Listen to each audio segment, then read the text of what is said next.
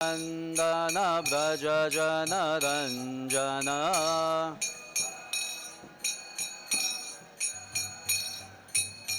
Yamuna Tira Vanachari Yamuna Jaya Radha Madhava Kunja Bihari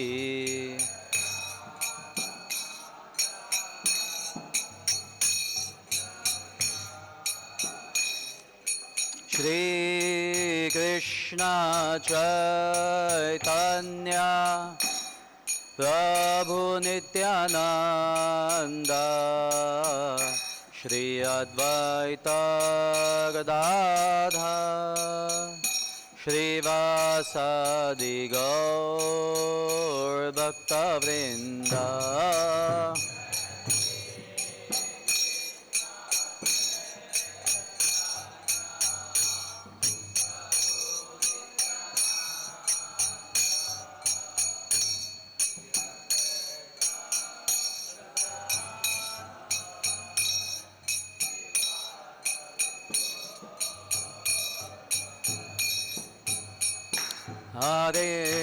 Hare Krishna, Krishna Krishna, Hare Hare, Hare Rama, Rama Rama, Hare Hare, Hare Krishna.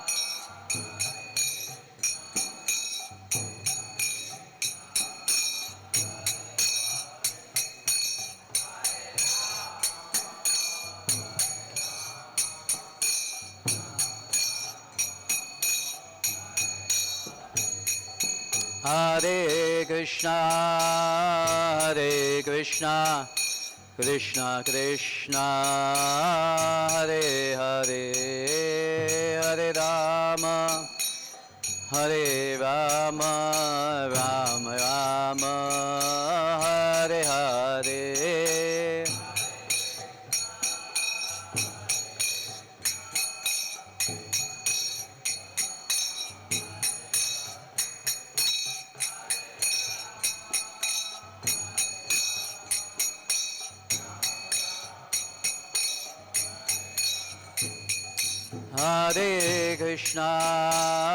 Hare Krishna, Krishna Krishna, Hare Hare, Hare Rama,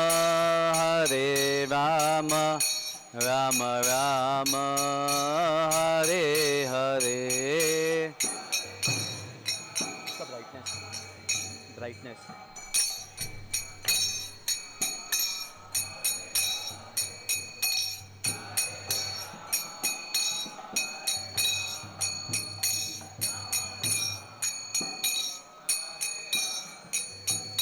Jaya Radha Rasvi Hari Radha Rasvi Hari Radhe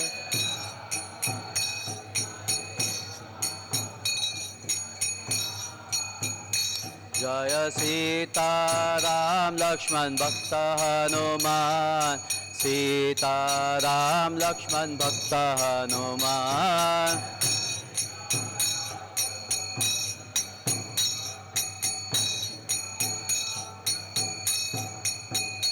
Jaya Gauranitai, Jaya Gauranitai, Gauranitai, Jaya Gauranitai.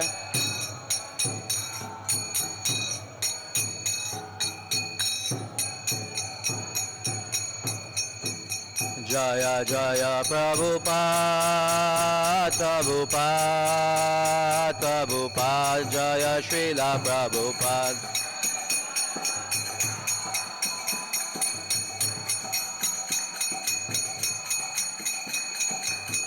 Nitai Gaur Hari Bol, Hari Bol, Hari Bol, Nitai Gaura Hari Bol.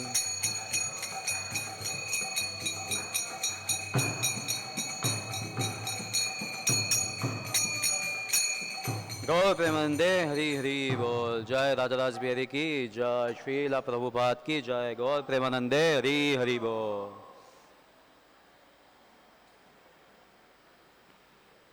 ओम नमो भगवते वासुदेवाय। ओम नमो भगवते वासुदेवाय। ओम नमो भगवते वासुदेवाय।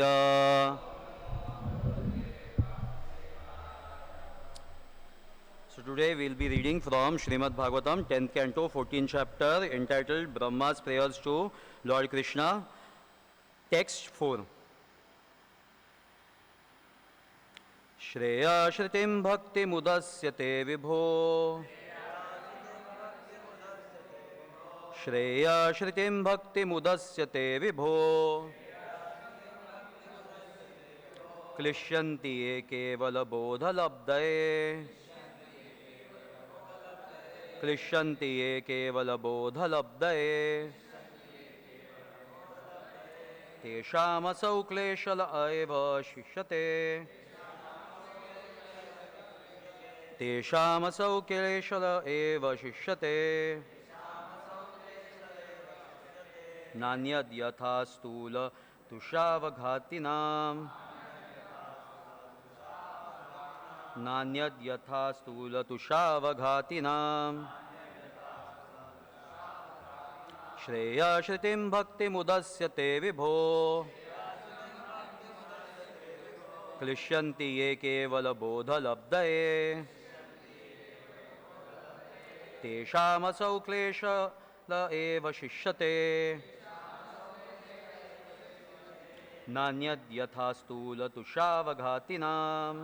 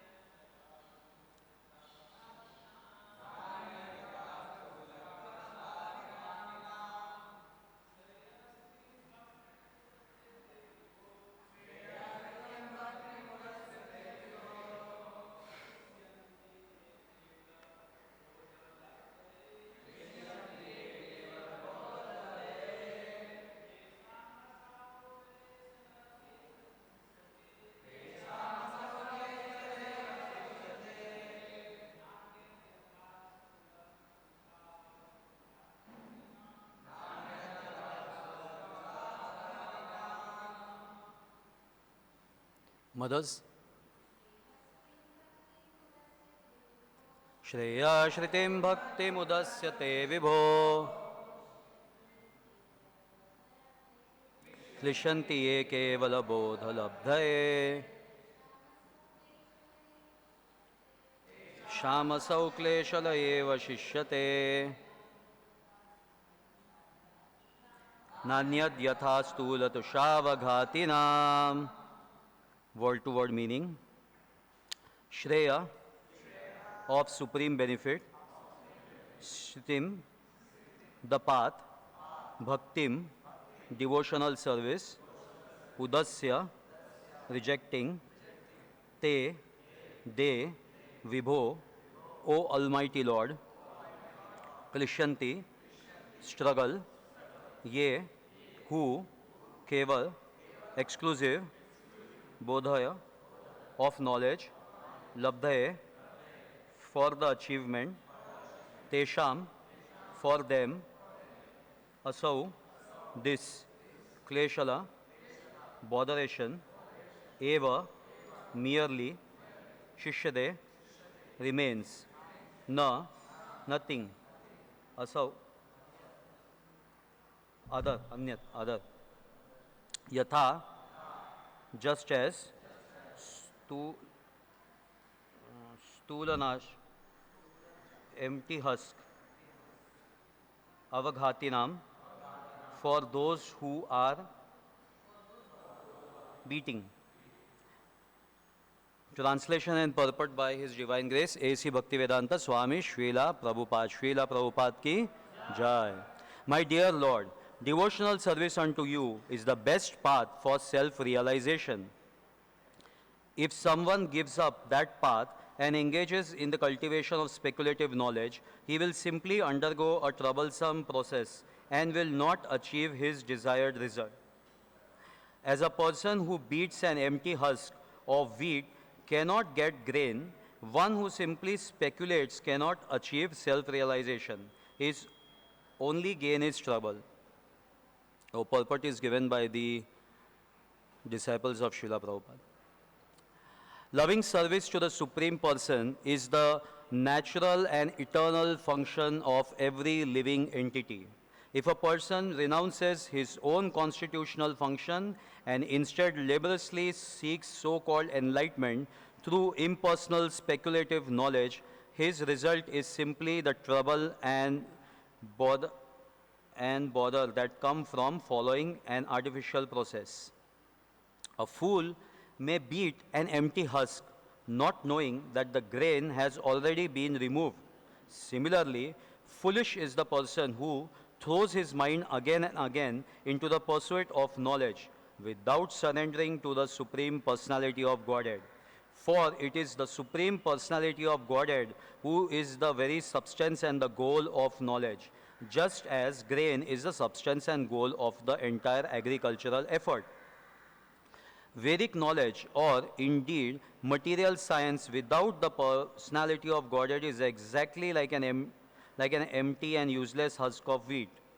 One may argue that by practicing yoga or cultivating impersonal knowledge, one can acquire prestige, wealth, mystic powers, or even impersonal liberation.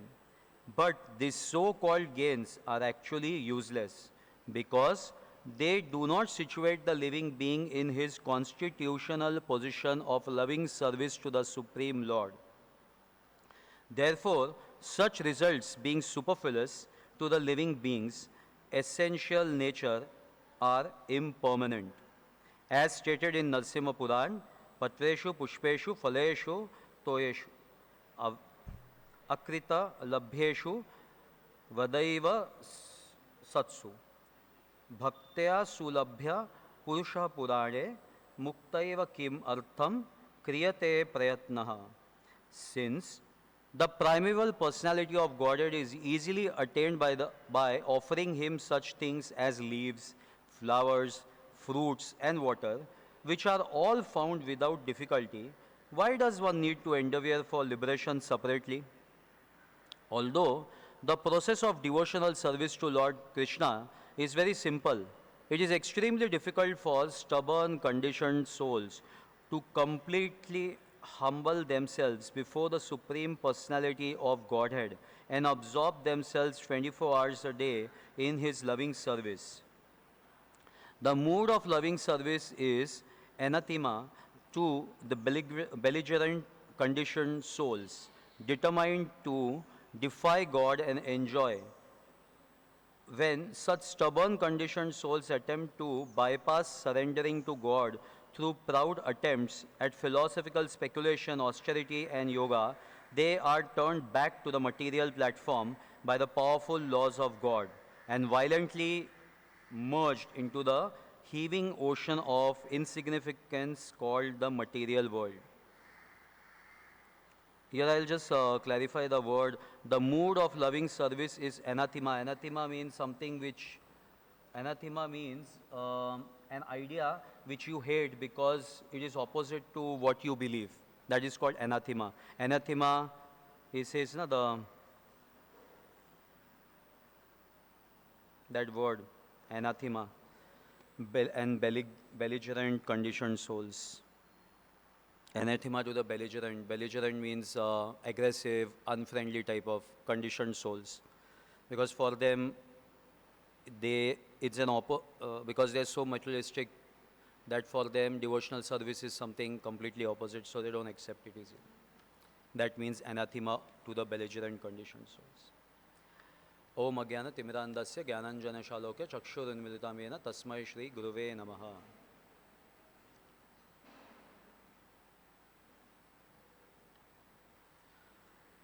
So,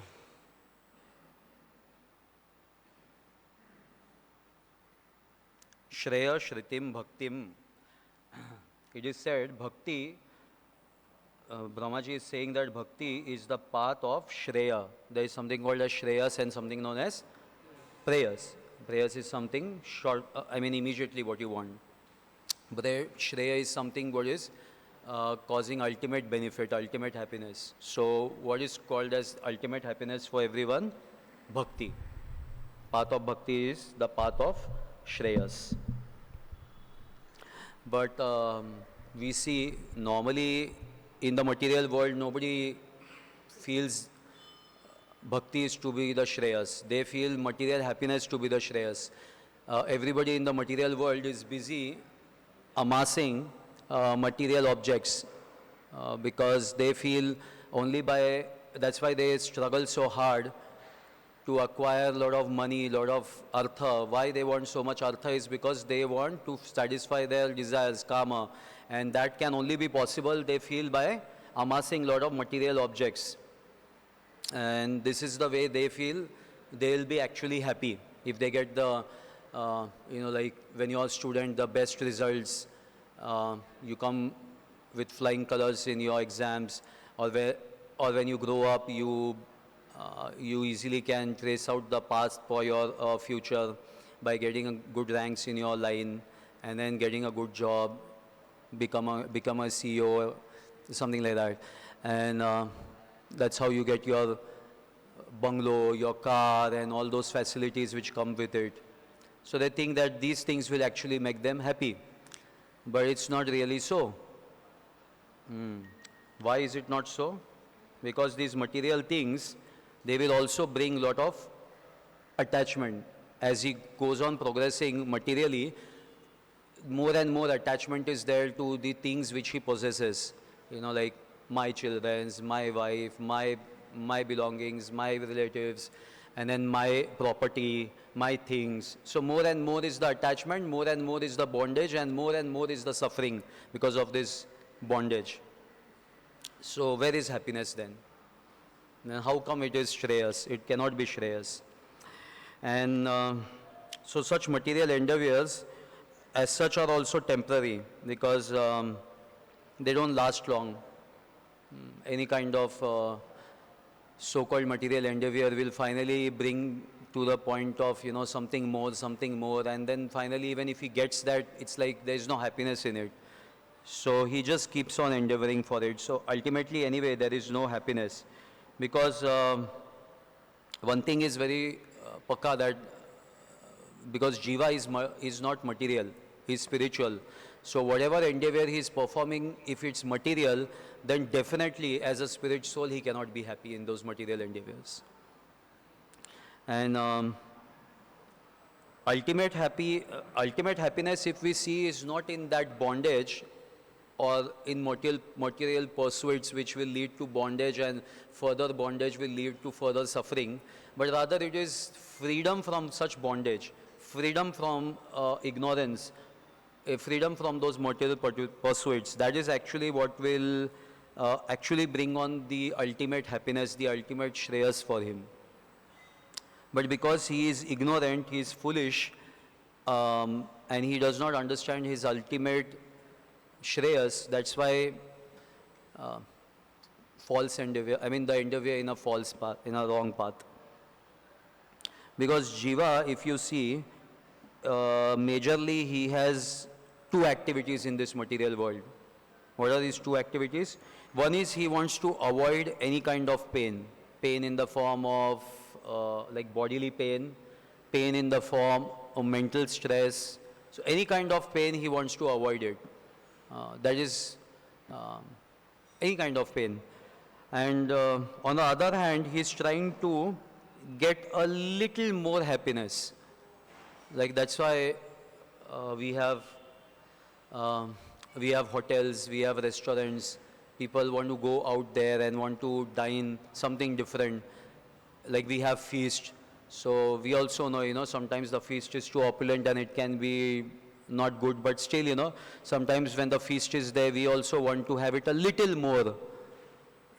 It's quite satisfying, but that little more will brings that happiness. That's why people also want to have a little more than what actually it is there.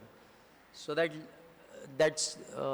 endeavor for a little more, with the feeling of a little more of happiness, that's the whole materialistic endeavor. But that materialistic endeavor finally brings misery only at the end, because there cannot be actually satisfaction in such endeavors. And there is also this quality of this material happiness. One is that it is chapal sukh. Chapal sukh means flickering happiness.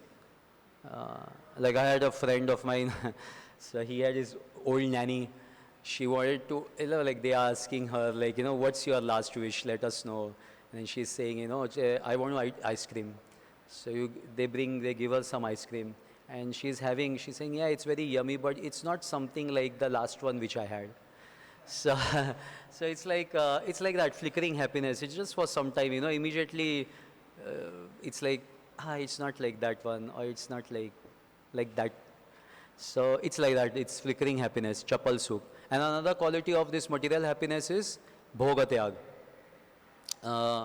At one point you want it, but another point you don't want it, you want to give it up. The moment you're satisfied with it, you immediately want to even give it up. So this bhoga and tyag. So everybody is like in between of this bhoga and tyag.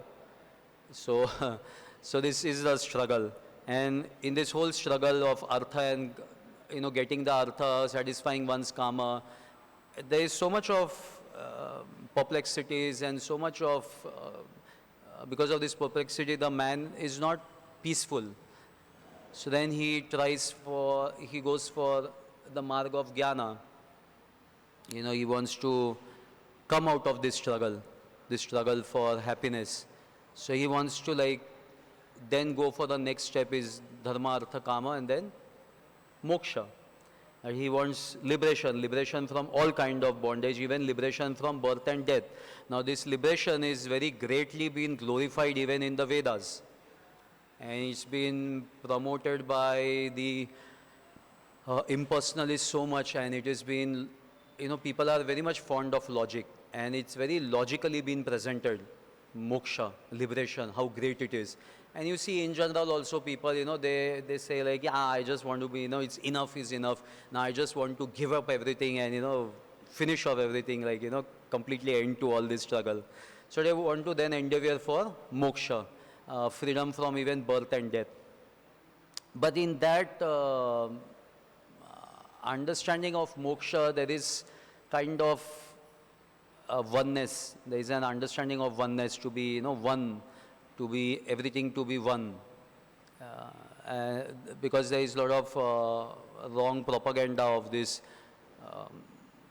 oneness, that everything is one, that we are also Brahman, and that we are a part of that same big Brahman. So everything is one, and we just have to merge into this oneness, and we'll finish off all this struggle and finish off all this variegatedness which is causing all these problems in life. So there is a lot of this propagation of oneness, but this struggle for liberation to become one with is also not going to give any happiness. Why? Because that path of, that's what Brahmaji is saying, that that path is also full of struggle. Why is that path full of struggle? It's quite attractive. Even the scientists get attracted to the philosophy what Buddhism is propagating. They are very attractive to it. They accept Buddhism to be very close to their scientific understanding. But bhakti is something very, very far. So, oneness is quite attractive, and the way it has been propounded by the Mayavad school is also very attractive, because they produce logic from the Vedas itself.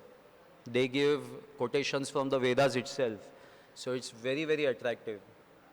But somehow this propoundness of oneness is something, it's like covered atheism. Because it's like everything is Brahman and Jagat is Mithya. So if everything is Brahman, and that you and me and everybody is like Brahman, and that the whole Jagat, everything else is illusion, so then what? Then what to do? We are all God, everything is illusion, so then what next? What are we supposed to do then?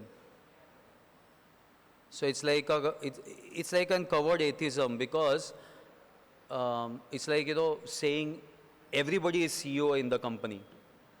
So now, like, if everybody is CEO, it means in another connotation, it means nobody is CEO.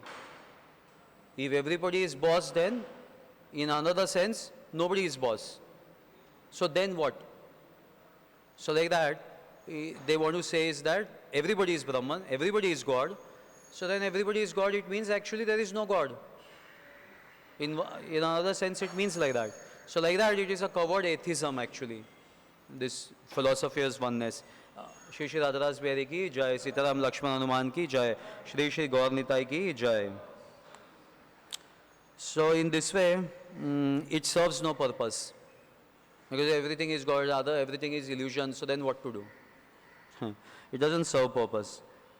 Because we see, what do they do? Even if they say everything is Brahman, but finally, what do they do? They again come back to the same material concept of, because they have that concept, na, Manav Seva is Madhav Seva. So they just want to again serve the humanity. And again they get into these pursuits of materialism. It's again they come back to that same level.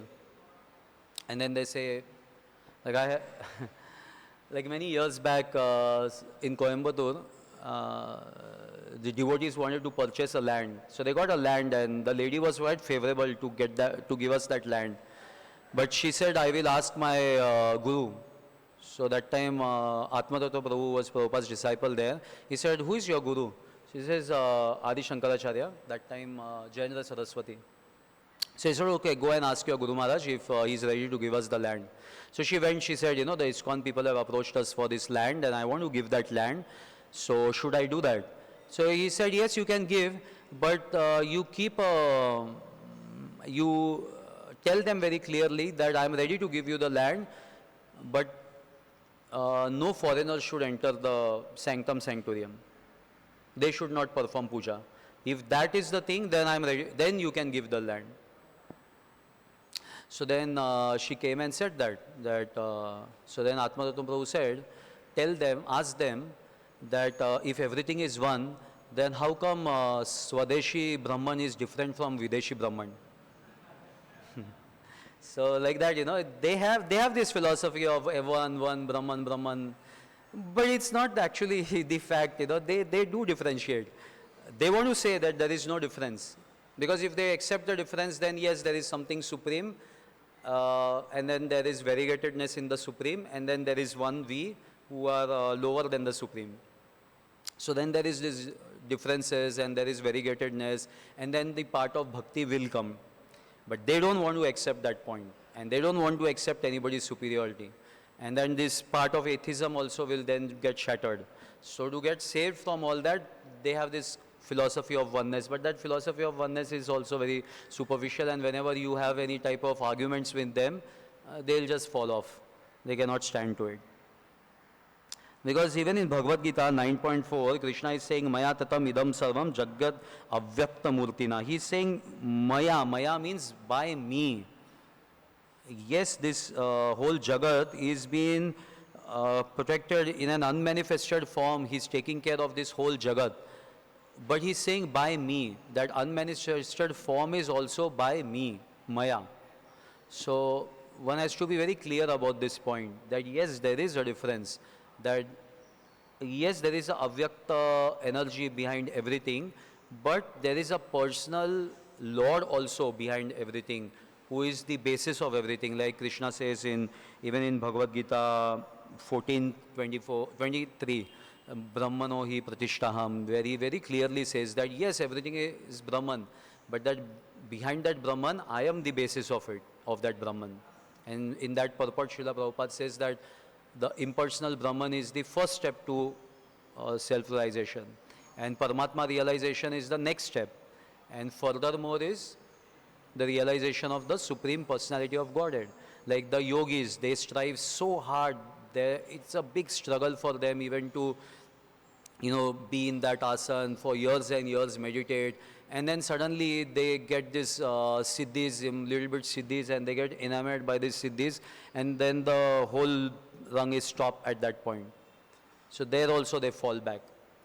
So that's how the whole process is like a struggle only, because so much of struggle in this marga of karma, jnana, yoga, and finally the outcome is also not, it's temporary, not permanent. So anyway, what remains finally is only the saga of struggle to talk about or to glorify about that, see how great he was, he struggled so much, he went through so many years of performance and so much of tapasya he did, and he acquired so much of siddhi. But what's the ultimate end of it? Ultimate end is he has not reached the ultimate end of the basis of scriptures. That's the realization of the Supreme Personality of Godhead. That is not achieved. And as Prabhupada says, in the purport they are saying that he has not been situated in the constitutional position as a servant of the Supreme Personality of Godhead. So then all that struggle is in just a name. And also, if we see the process of karma, jnana, yoga, they are also not independent in itself. They are very much dependent on bhakti, because to get the result of any endeavor, whether be it karma, jnana, yoga, any endeavor, any result you want, where the result comes from? The result comes from Krishna. If Krishna is not pleased with you, how is he going to give you the result of your endeavor? He is not going to give you. And if you want to please, and if Krishna has to be pleased with you, then the element of bhakti has to be there. At least some amount of element of bhakti has to be there. So we see the karma, yoga, jnana, it is in itself is not independent. It is dependent on bhakti. Some element again bhakti has to be there. So anyway, the whole process remains like that. So then ultimately what comes is bhakti. Bhakti is the ultimate beneficiary thing. Because actually it is bhakti which is giving life to karma, jnana, yoga. And Krishna also says in Bhagavad Gita, Bhaktya Mam Avijanati. The only way to understand the ultimate absolute truth is bhakti. And bhakti is actually very, very simple and very easy to perform also. Why? Because by performing bhakti, it's actually a path of engagement. It is not a path of detachment in one way. Because or rejection you can say, because in the process of jnana, yoga, there is always rejection. They want to, it's a struggle, because imagine they have to to negate everything, because they want to negate the body, they want to negate the mind, they want to negate the activities of the senses, everything they want to negate. But for that negation, they have to again use the same body, mind and senses. So there is a struggle, because the process and the goal is to get rid of everything of this, but that's the goal. But the process is a struggle, because in this process you have to accept the whole mind, senses, body, everything. And they want to, and in their process they want to stop everything. They want to stop the activities of the senses, the body, the mind, everything they want to stop. So, and it's not that easy. So it's a very hard struggle. Like, I remember I went to this place, Sringeri, in Karnataka. So there I was seeing once, there was this Samadhi area of their acharyas, and once I went there to see, what it is, how they put it. And then there are like Shivalingas there. And one of the Shivalingas I saw, there was a kind of specks. So I was like, am I seeing it right? There's something like specks only there. I said, what it means, they have eyes and everything, like painted on that Shivalinga. And I didn't understood what it means. So then I looked up here and there, and then I saw there is the outside of that Samadhi area, there is the photo of their Acharya. So he has that specs. So then they use that specs even on that Shivalinga. So he has become Brahman, but he cannot, they didn't remove that specs. They still have that specs with him. So it's like that, it's like that, their oneness with God. So it's like that, it's a struggle in one way. And the philosophy is also not pakka, it's like that.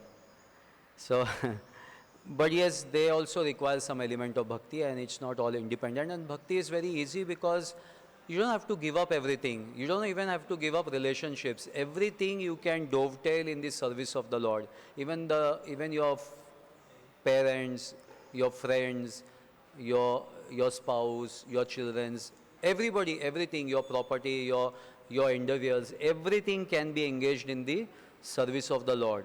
And that's how it is susukum kartum avyam. It is very easy to be performed, and the whole process in itself is very full of joy.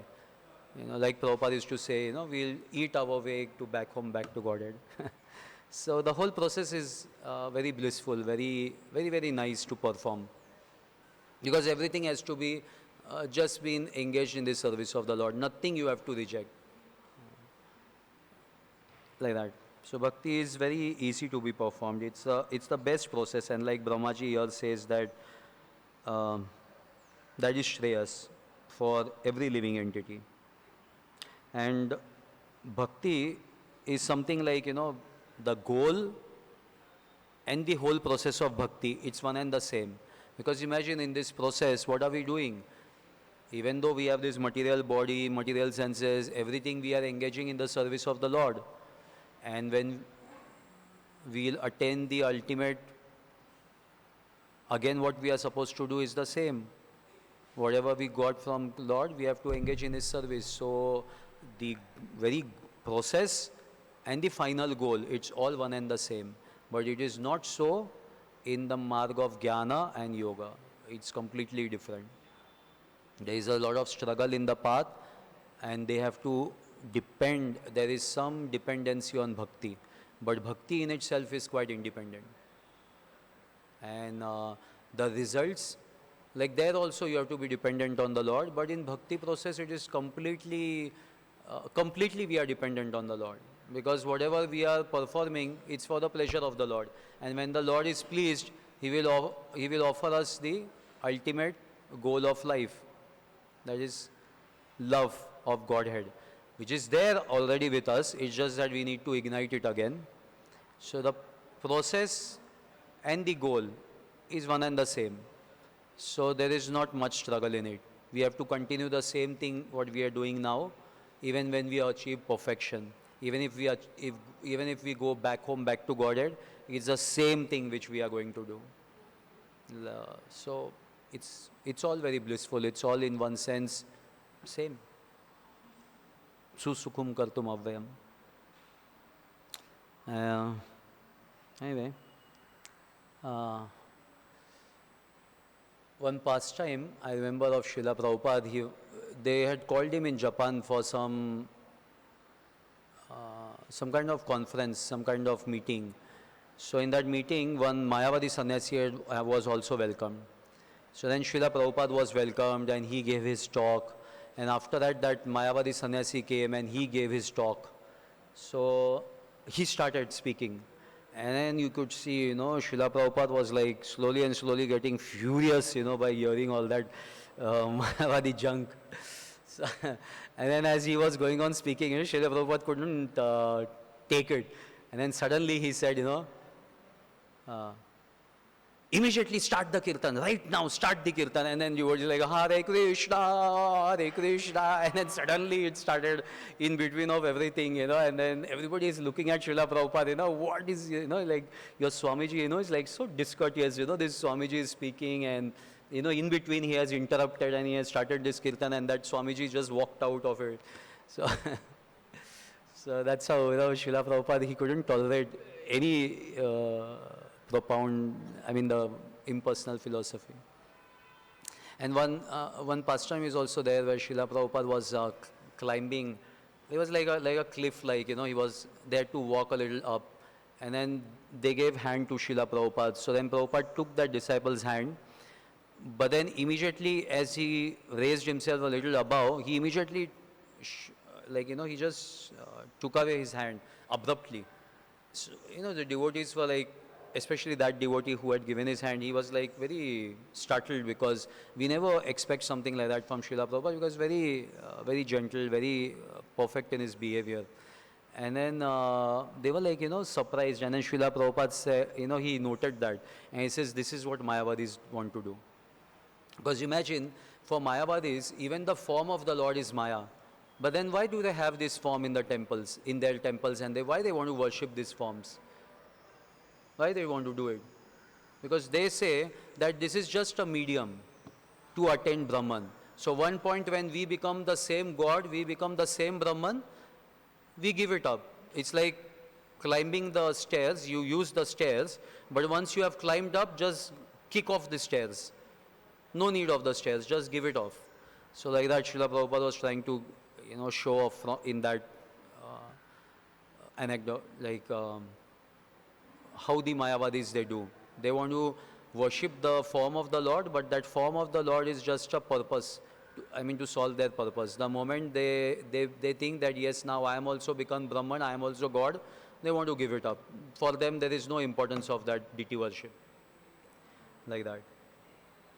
So, yeah, I'll just halt here. If anybody has any comments or questions.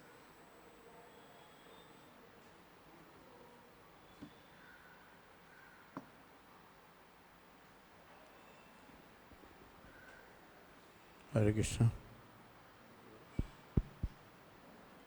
Hare Krishna. Hare Krishna. Prabhuji, you described about the bhakti. Bhakti. Bhakti is nothing but love of Godhead. If you love God, that is bhakti. And another sloka is there, Husikena Husikesa Sevanam Bhakti Ruchyate.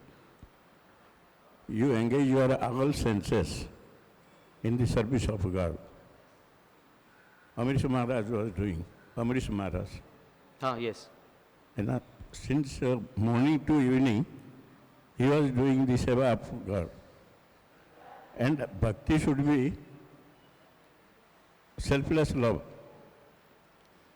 Rupa Goswami says, Vanya Vedasita Sunyam, Jnana Karmadi Anabrutam, Anukulyena Krishnanusidana, Bhakti Uttama. That is Uttam Bhakti. Without any, people are going to serving God, puja karte hain, and they ask something. You give me this thing, that thing. That is not bhakti. That bhakti means a pure love, without expecting anything from God. Okay? Thank you.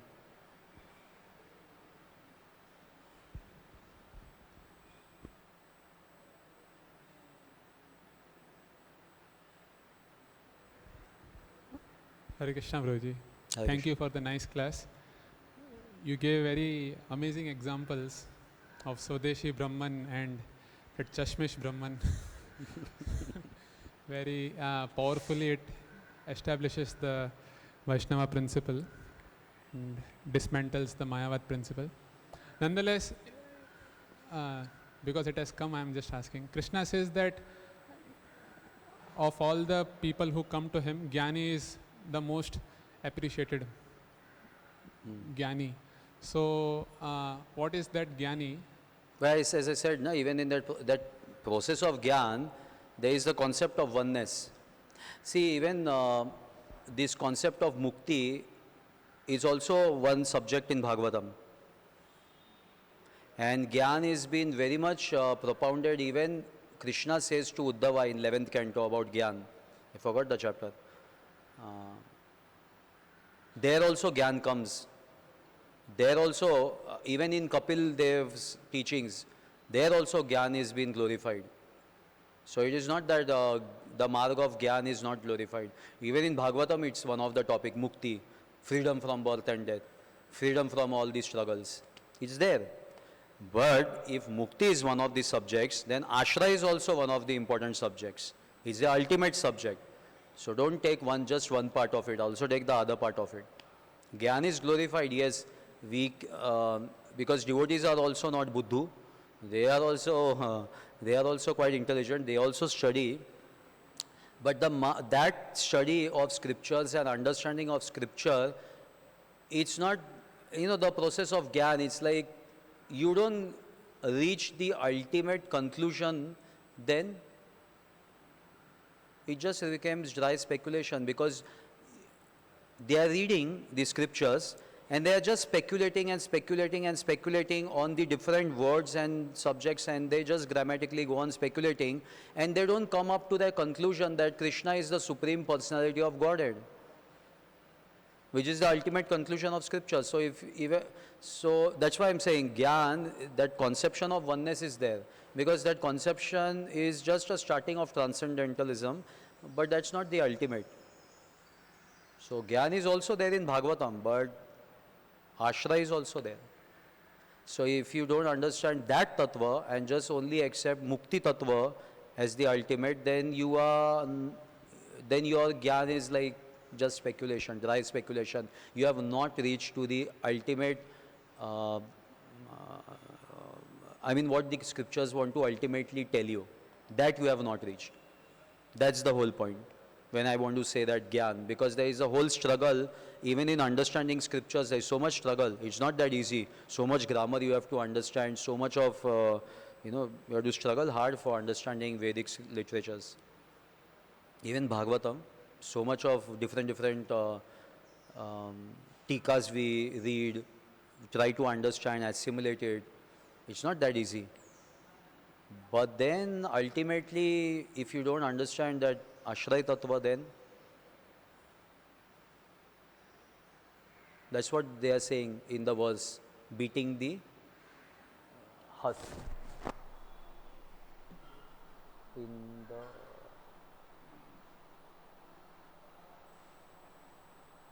what's that?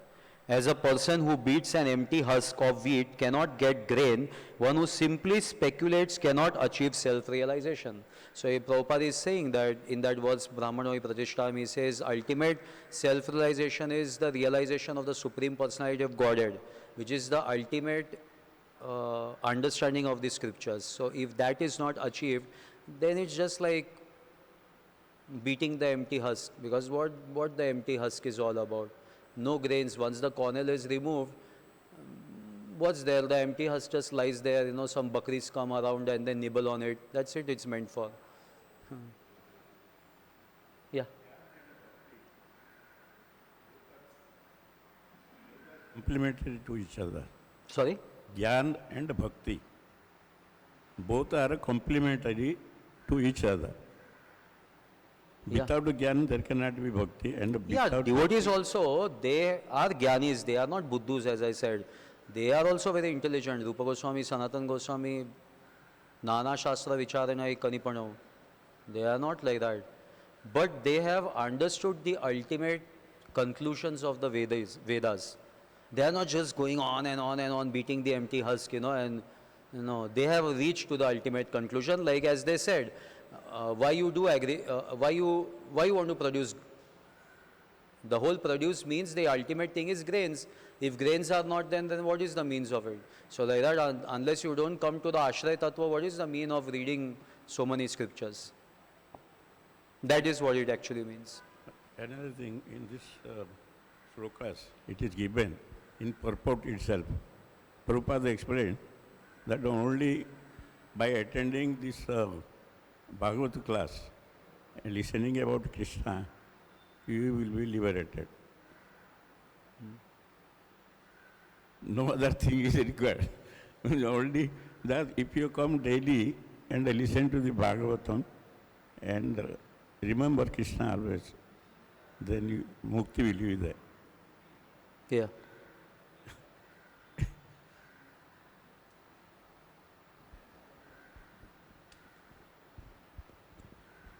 Hare Krishna. Can I add something to his question? In the Bhagavad Gita 4.34, Krishna says, Tad vidhi pranipatena pariprashnena sevaya upadekshanti te jnanam jnaninas tattva darshina. So there is a vidhi to gain this knowledge. Sorry? There is a vidhi, there is a process to gain this knowledge. Because these Gyanis, they have seen the truth, tattva darshina. So what is that tattva that Krishna speaks in 4.9? Janma karma chame divyam evam yo vetya tattvataha. Those who understand how I take birth and how I perform pastimes and what is the purpose of all those things, my incarnations and the pastimes, that is called as real tattva. And those who understand that, they are tattva darshina. And they are the ones who can impart knowledge. And that is real knowledge. And in 13.8 Bhagavad Gita, Krishna tells, Amanitvam adambhitvam, ahimsa kshantim arjavam. And at the end of this series of the shlokas, Krishna says, Etam jnanam, etad jnanam iti proktam ajnanam yadato anyatha. So if you see the qualities that Krishna is describing of a person who is jnani, amanitun, he is humble, acharya upasanam, janma mrityu jara vyadi, dukkha doshanu darshanam, one who works on this problems of life. So these are all qualities which are described in the Bhakti Yoga. And the Bhakti Yoga, Jnani means a person who is completely surrendered to Vasudev. Bahunam janmanamante jnanavan ma prapadyate. Jnanavan, who is that? Vasudevam sarvamiti, one who understands Vasudeva is all in all, everything. That he is Jnanavan. And the symptoms are described in 13.8, amanitvam, adambhitvam. And that is the tattva. What is the tattva? Why Krishna takes birth and why does he appear and does so many pastimes? And the process is to surrender to him. Tad vidhi pranipatena. Basically to surrender to a pure devotee, and whatever he imparts as knowledge, that is Bhakti Yoga. Whatever he teaches, that is Krishna's pastimes, that's all. Vasudeva param tapa, Vasudeva paramaka, Vasudeva paravaida, Vasudeva param jnanam. Vasudeva is all in all. That is real knowledge. According to Bhagavad Gita 13.8 and 14.9, 4.9 and 4.34. So that is real knowledge. And whatever else is there, as he was saying, Gyan and Bhakti are supportive to each other. It's not like that. Bhagavatam says, Vasudeve Bhagavati Bhakti Yoga Prayojita Janiyatyashu Vairagyam Jnanam Cha Yad Haitukam. When you do bhakti, when you hear the pastimes of Krishna and his urukrama, his activities, then automatically vairagya and knowledge, they appear in our heart. There is no need of separate endeavor of cultivating knowledge. Hare Krishna. Any more knowledge? Yeah. Understanding the Ashraya Tattva is most important. Now, if we... Yeah, okay. I'm just... there is one pastor... Okay, you want to say?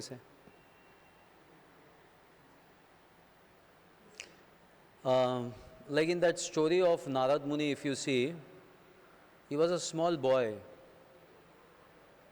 And he's completely, he doesn't know anything, but he somehow, he has that inclination to serve those Bhakti Vedantas who had come in that Chaturmasya, and just by serving these great souls, that automatically that in his, that what you call, he developed in his heart the desire for self-realization just by serving the great pure devotees of the Lord. And that's how we say at the end, then he goes, after his mother dies, then he goes he just walks towards the north, sits there, does meditation, and then the Lord appears in his heart, though for a second, like that. So it's that simple, the process is so simple.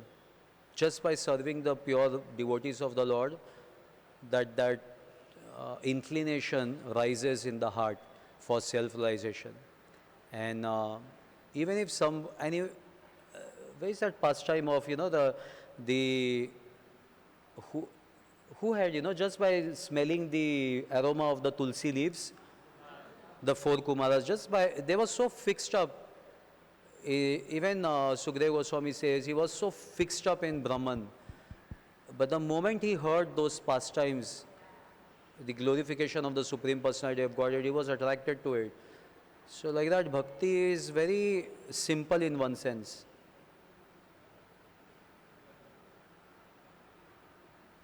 And the process is quite simple in one sense. Sorry.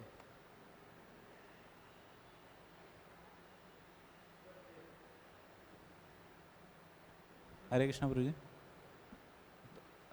प्रभु जी, आप बोल रहे थे कि जो aggressiveness वगैरह, जो जैसे अनर्था होते हैं, अग्रेसिवनेस वगैरह, अनर्था जैसे अग्रेसिवनेस, तो भक्ति करके वो जो कम होते हैं, तो बाद में एक स्टेडीनेस आता है लाइफ में, और भक्ति भी रिलैक्स चलती है। तो उसे ये करने के लिए क्या?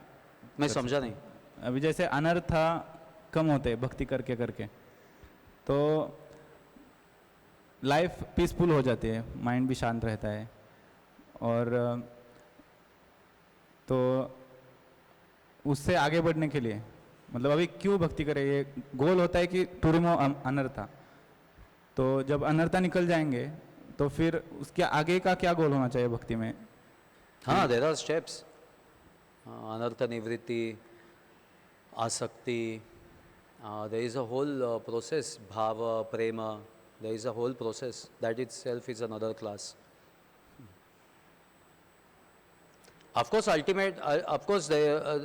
everybody wants peace and happiness in life, but what is the ultimate happiness in life, that has to be also understood.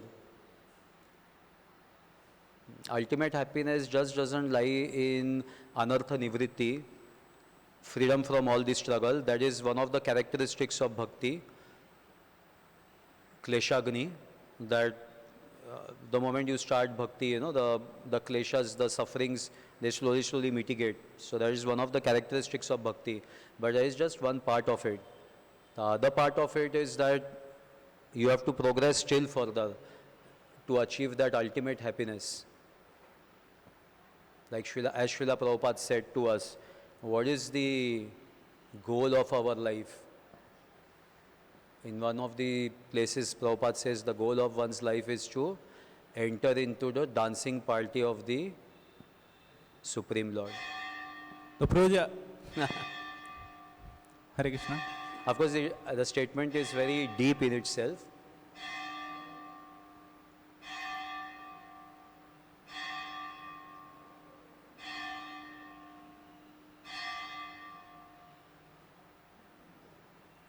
भक्ति करते करते ये हैप्पीनेस तो मिलता है ना हमें, भक्तों के संग रह रहे, भगवान के दर्शन है, हैप्पीनेस तो अल्टीमेटली मिलता है। फिर उसके आगे और हैप्पीनेस चाहिए, तो हैप्पीनेस तो मिल रहा है, माइंड सेटिस्फाइड, तो अभी और क्यों करें ऐसा Endeavour? Sweet struggle. That is called the sweet struggle. There is struggle even in the path of bhakti, but it's a sweet struggle to achieve the ultimate thing. That itself is another class, what's the ultimate happiness. That I cannot cover now in this class. Thank you.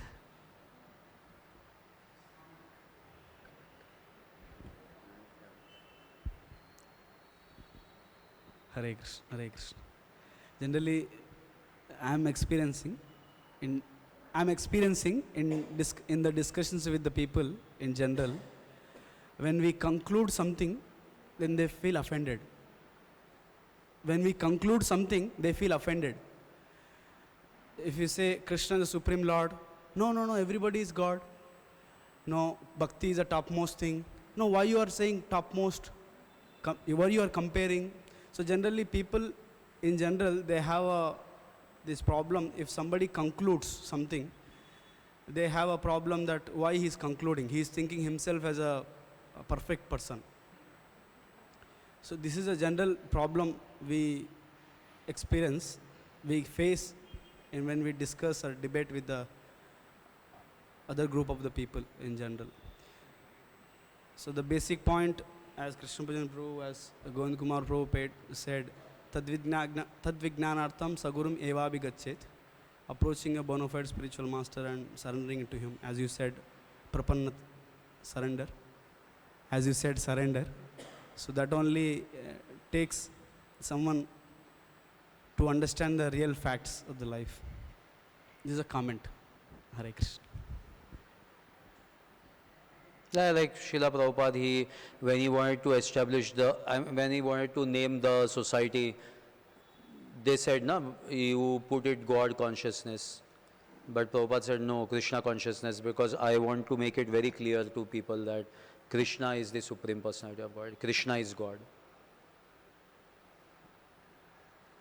Hare Krishna. So I would like to add something to Janudev Prabhu and again to Govind Kumar Prabhu. That let people whatever they want to think about us.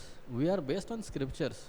Ishvara Parama Krishna Satchidananda Vigraha. Brahmaji is saying, Bhagavatam is saying, Bhagavad Gita is saying what is ultimate. People may say anything. We are based on scriptures, bona fide authorized scriptures. We are quoting scriptures. It's not our personal opinion that Krishna is supreme and his bhakti is supreme. It is the opinion of the 12 Mahajanas and all the scriptures. So people may think anything. We are not bothered about their opinion. That is first thing. Second, Divya Jnana Rudhe Prakashito. There are various gradations of knowledge, Karma Kandiya knowledge, and then there is knowledge about how to do that sacrifices. There are various levels of knowledges. But the ultimate knowledge is Divya Jnana Rudhe Prakashito, to how to achieve Krishna. Bahunam Janmanamante, how to achieve that Krishna. That is divine knowledge, and that is not bookish knowledge. That is revealed scriptures. Even if you read books, we may gain ahankar, false ego, that I am so much knowledgeable person. When we surrender to a Mahatma, Paramhamsa, pure devotee, a follower of Mahajanas, Divya Jnana Rudhe Prakashito, then only we understand the scriptures. Otherwise, we may become falsely proud also. So and as Prabhupada said once, what is the most important verse? So some disciples said, Sarva Dharman Parityaja. Some said, Man Mana Bhavamad Bhakto, like that. And then Prabhupada himself said, Yasya deve para bhaktir yatha deve tatha guru tasyaite kathita hi artha prakashante mahatmana. The amount of faith that we have in Krishna, if the same amount of faith we have in the spiritual master, then the inner secrets of the revealed scriptures are revealed within our heart. So that is the essence of all the verses Prabhupada says in one pastime. So that's how we get near real knowledge. There are various gradations of knowledge, but the highest knowledge is achieved from the pure devotees. Vedeshu durlabham adurlabham atma bhakto. Hare Krishna. Yeah, that's why it's very difficult for the dry logicians to accept the path of bhakti and to accept the conclusion of the scriptures that Krishna is Supreme Personality of God. It's very difficult for them. That's why also Chaitanya Mahaprabhu said that be away from Mayavadis, because it's really difficult for them.